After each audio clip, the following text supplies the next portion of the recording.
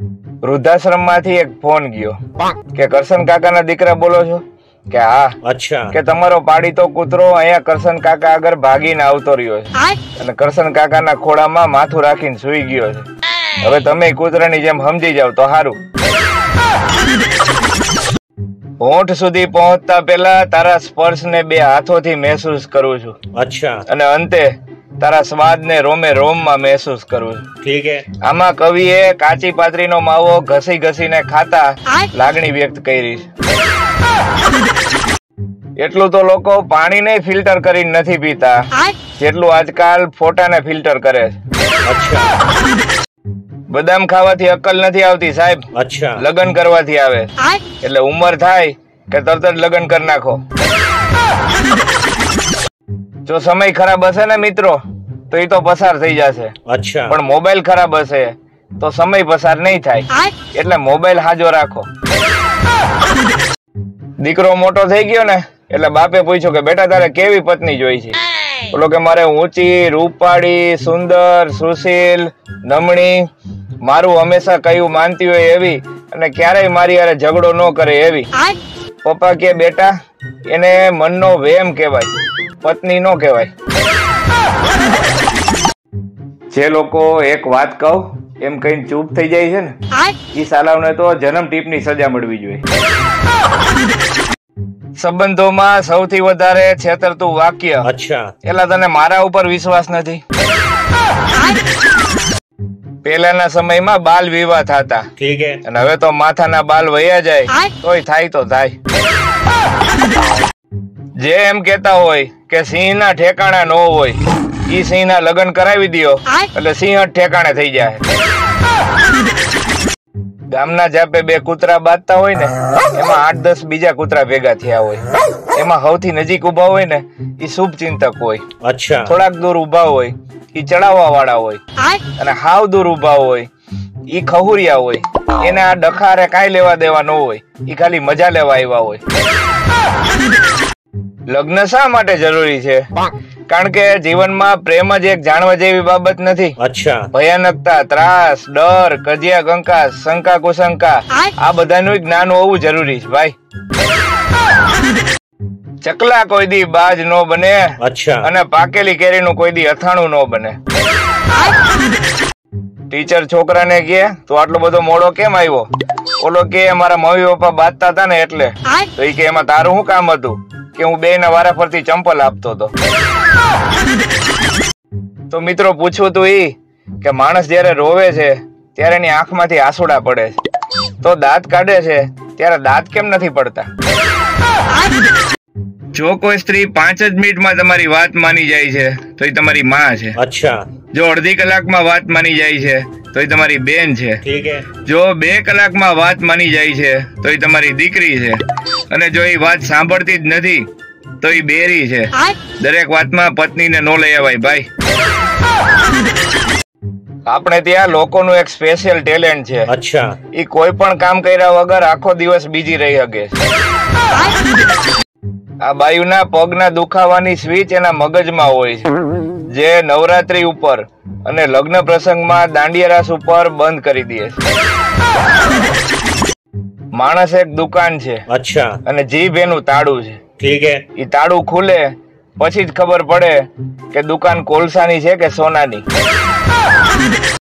હવે exam mobile ઉપર લેવી જોઈએ કારણ કે છોકરાઓની રાઇટિંગ સ્પીડ કરતા ટાઈપિંગ સ્પીડ વધારે. પરણેલાઓ માટે આજનો દિવસ કેવો જશે એ રાશિફળ ઉપર નહીં પત્નીના મોઢા ઉપરથી ખબર પડે છે. સ્ત્રીઓને લગ્ન પછી મોટા ભાગે વાંધો એટલા માટે આવે છે કારણ કે પતિ ખાવાનો શોખીન હોય. અચ્છા. અને પત્ની બનાવવાની આળસુ હોય. તો પૂછવું તો ઈ સાહેબ કે પેલો સગો જો પાડોશી હોય તો એ પાડોશી વાઈફાઈ માં પાસવર્ડ શું કામ રાખતા છે? વાંઢાવના લગ્ન થતા નથી. અચ્છા. પરણેલાઓને લગ્ન જીવનમાં મજા નથી આવતી. ઠીક હે. અને છૂટાછેડા વાળાને પાછા લગ્ન કરવા છે. આમાં ખુશ કોણ છે એ જ ખબર નથી પડતી. એક કંજૂસ આમ જો આમ ચીકણી લાર જેવો માણસ એના છોકરાને મારતો હતો. અચ્છા. કોકે પૂછ્યું કે કામ મારો છો એને? ઈ કે મેં એમ કીધું તું કે એક પગથિયું મૂકીને એક પગથિયું ચડવાનું એટલે ચંપલ ઓછા કહાય. તું એકારે 2 પગથિયા ચડી ગયો, એમાંની ચડી ફાટી ગઈ. તો અમારે એ લઈ દેવી જોઈએ. ગરમ કરીને ચોટાડેલી વસ્તુ લાંબો સમય સુધી ટકી રહે છે. અચ્છા. એટલે ઉનાળામાં ભર બપોરે 2 વાગે હસ્તમેળાપ કરવો. ફૂલ બોડી ચેકઅપ કરાવ્યા પછી નર્સ એક ભાઈને કહે તમારા બધા રિપોર્ટ નોર્મલ છે, પણ તમારી નજર ખરાબ છે, એનો કઈક ઈલાજ કરો. પુરુષ ઈચ્છે છે કે સ્ત્રી એનો હાથ પકડે. અચ્છા. પણ સ્ત્રી હાથની બદલે દુખતી નસ પકડે અને સમય સમય પર દબાવતી રહે. મને એ નથી સમજાતું કે હાંજે જ મચ્છર ઘરમાં કેમ આવે છે. એની એવી કઈ ઓફિસ છે કે જેમાં એ કામ કરે છે ને 6 વાગ્યા પછી છૂટે છે. હમણાં એક મોટરસાયકલ પાછળ સૂચના હતી કે આપનું વાહન 10 ફૂટ દૂર રાખો. મેં માવો ખાધો છે અને હું ગમે ત્યારે થૂકીશ. તારી યાદની હું શું વાત કરું યાર.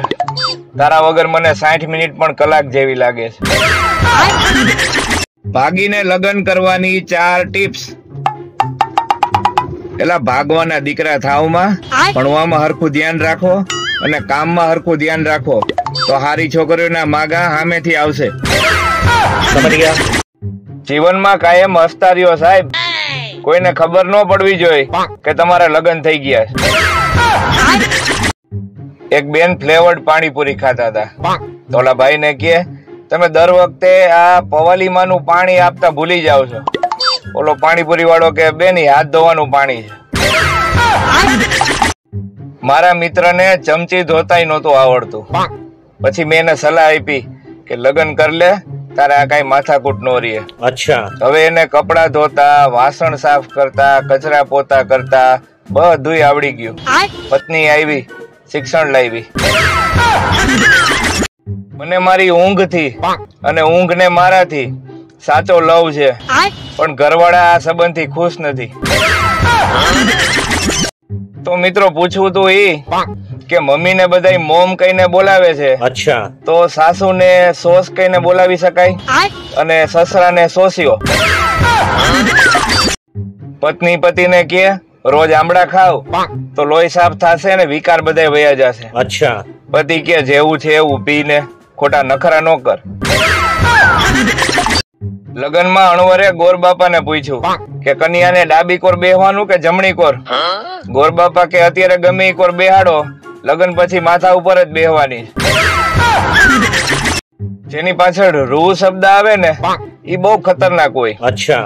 જેમ કે વાંદરું, કૂતરું, સાસરું, અંધારું, કાવતરું અને સૌથી વધુ ખતરનાક બૈરું. આ પ્રેમનો દરિયો એ અદ્ભુત છે સાહેબ. જે ડૂબી ગયો એ આશિક. અચ્છા. જે બચી ગયો એ પ્રેમી. ઠીક હે. અને જે તરતો રહી ગયો એ પતિ. કૂતરાનું બચ્ચું ગમે એટલું સુંદર હોય તોય લોકો એને ગલુડિયું જ કહે. અચ્છા.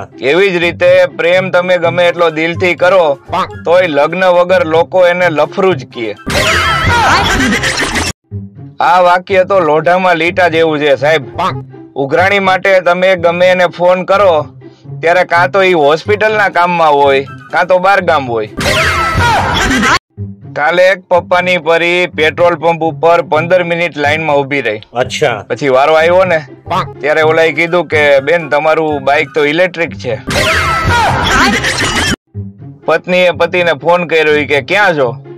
ઓલો કે બાઇક ઉપરથી પડી ગયો છું, એક્સિડન્ટ થયું છે.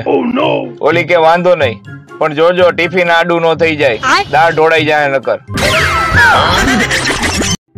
સારું છે આ કાર્ડિયોગ્રામમાં હૃદય કઈ રીતે ધબકે છે ને ઈ જ બતાવે. અચ્છા. જો એવું બતાવત કે કોના માટે ધબકે છે તો કેટલાયના હાડકા ભાંગી ગયા હોત ભાઈ. છોકરી વાળાએ પૂછ્યું કે શું કરો છો તમે? છોકરો કે I am air diffusion fix and monitoring scientist. ઓલા કે અમારી તરફથી આ છે. ઠીક હે. લગન પછી ખબર પડી કે ઓલાને તો પંચરની દુકાન છે. શંકાની હદ તો જોવો સાહેબ. એક પત્ની એના પતિને કે આ તમારા શર્ટમાં એકોય વાળ જોવા નથી મળ્યો. તો કોણ હતી એ ટકલી? અચ્છા. ભાઈ નમ્ર વિનંતી અને અપીલ કે જો તમે પરણેલા છો તો રાત્રે વહેલા સુઈ જાઓ તમારા કારણે કુંવારા લોકોનું નેટ ધીમું પડી જાય છે ભાઈ. એક ગામમાં એક પતિ પત્ની રહેતા હતા. ઠીક હે. અને આજે ઈ ન્યા જ રહે છે. અને હું તો કહું ભલે રહેતા, આપણે હું કામ આખા ગામની પંચાયત કરવી જોઈએ ભાઈ. હવે થોડાક દિવસમાં જ IPL શરૂ થવાનું છે. પછી 2 મહિના તો આપણને ખબર નહીં પડે કે આપણે હાવ નવરા છીએ. આ બટેટા છે ને સાહેબ, ઈ ગમે ઈ શાકારે લફરું કરીને બેઠા હોય, કારણ કે ગમે ઈ શાકારે પડે. અને આજે પાછું બટેટું દિલ શેપનું મળ્યું છે. કોણ કહે છે કે ખાલી દિલ જ બળે છે? ક્યારેક તડકે મૂકેલા એક્ટિવાની સીટ ઉપર બેસી જવો સાહેબ. પતિના ગાલ ઉપર મચ્છર બેઠું હતું ને, એ પત્નીએ જોરથી એક તમાચો ચોડી દીધો. પતિ કે કામ આવ્યું? ઈ કે મચ્છર, મારા સિવાય બીજું કોઈ તમારું લોહી પીવે ને ઈ મારથી સહન ન થાય. અમુક હારા એટલા બધા નવરા હોય છે કે કીડી આયલી જાતી હોય ને, ન્યા આડો હાથ રાખીને કીડીને કહે કે હવે ક્યાં જઈશ? પત્ની મને કહે છે ભાત તારે કઈ દાળ બનાવું? મેં કીધું તને ઈચ્છા થાય બનાવ ને. તમે નહીં માનો સાહેબ, મેં ભાતની હારે ધાણા દાળ ખાધી. અમે નાના હતા ને ભણતા ને ત્યારે અમારા સાહેબ જાદુગર હતા. અચ્છા. એક ફડાકો મારતા ગાલ ઉપર અને ગાલ લાલ થઈ જતો, પણ ત્યારે ઈ ખબર ન પડતી કે આ સાહેબ લાલ કલર કાઢે છે ક્યાંથી. એક જ એવો તહેવાર છે કે જેમાં લોકો જૂના કપડા પહેરે છે, ધૂળેટી. પુરુષ છે ને સાહેબ, ઈ લગ્ન પેલા ગર્મજોશીમાં હોય. અચ્છા. લગ્નના થોડાક દિવસ સુધી મદહોશીમાં હોય. ઠીક હે. અને લગ્ન પછી ખામોશીમાં હોય.